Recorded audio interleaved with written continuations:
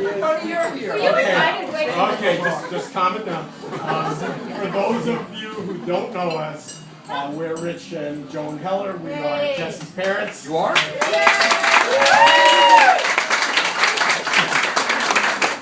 This is a great audience. So before I give the wedding toast, I wanted to explain to everyone how I broke my ankle. Everyone's been asking me individually, and rather than have one-on-one conversations with everyone, I thought I would explain it to all of you at the same time. It would be more efficient. So about 3 weeks ago, I was returning from lunch to my office in downtown Philadelphia. I was walking behind a mother and her adorable young daughter, maybe about 6 years old, and they were dressed for a day out in the city, and the two of them were chatting excitedly. Suddenly, a Mr. Softy ice cream truck came and parked across the street, started playing music to announce its presence, and the girl just broke away from her mother's hand and started racing towards the Mr. Softy truck. Oh my God. And it was terrifying because I noticed that a large city bus was bearing down on this girl and was only a few feet away. True story, Rich? True story. Without any regard for my personal safety, I raced over to the girl, scooped her up, and grabbed her just in time. The bus missed us by a second.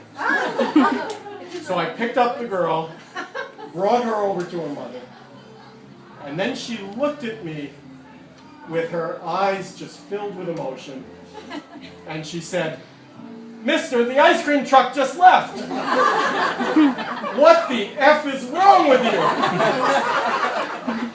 And she kicked me in the ankle with her surprisingly sturdy patent leather shoes, breaking my fibula. And that's why I'm in this wheelchair.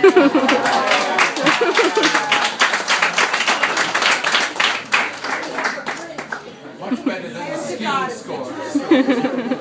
Good idea. Okay, so here's the actual toast. Joan and I would like to thank everyone for joining us at the rehearsal dinner. And for those of you who did not attend the actual rehearsal, I want you to know that it went very smoothly. No one misbehaved. Everyone quickly learned their assigned roles. It's a very capable group, and I'm confident that we'll perform equally well at the wedding. Bravo. Okay. So, in September 2010, Jesse came home to visit for the first time after moving to Boston. And when he caught me alone, he told me that he was dating a woman from work named Carla. It was not a casual mention. Naturally, as a sage and worldly father, I gave him the appropriate advice. It's a bad idea to date anyone from work.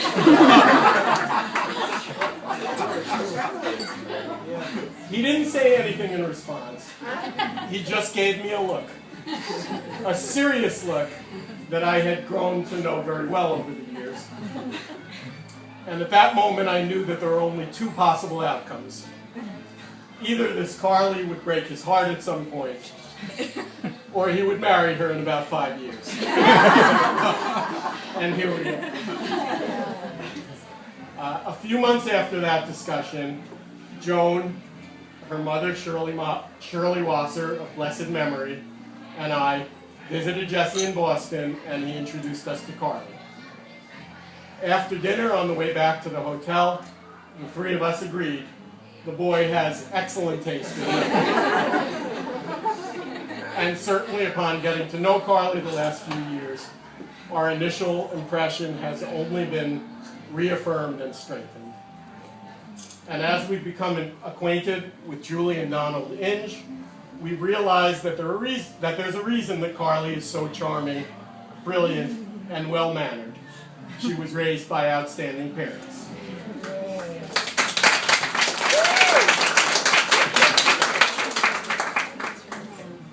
So through extensive research, I've learned that a good rehearsal dinner toast is supposed to include advice for the newlyweds.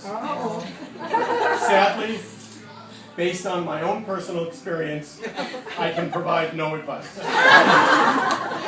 35 years of wedded bliss, I've learned nothing other than to get lucky enough to marry the right person.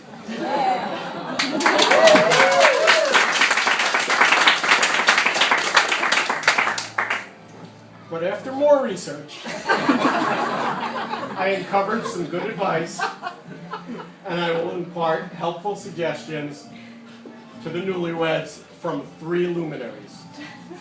First, the immortal Socrates, with some timeless wisdom.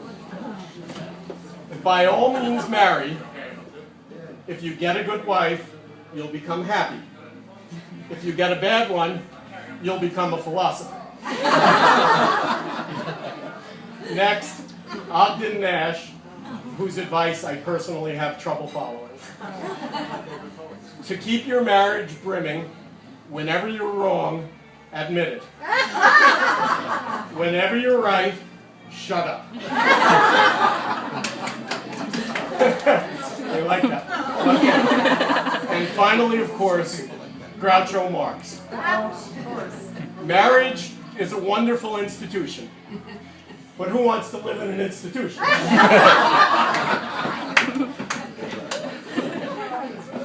Okay, now for the serious part.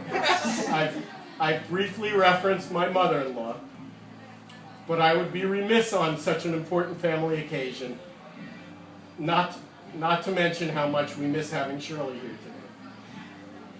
And we'll miss her tomorrow. She loved weddings. She really loved her 4 grandchildren. And right from the first meeting, she was very fond of Carly. She would be really, really proud and happy.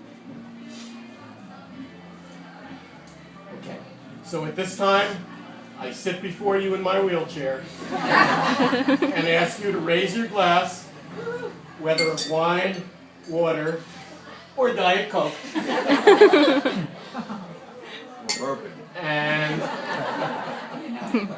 And raise it to Jesse and Carly. Joan, Cara, and I are thrilled to welcome Carly into our family and to have our treasured son Jesse join the Inge family. To Carly and Jesse, may they have a long and happy marriage. L'chaim. Carly and Jesse.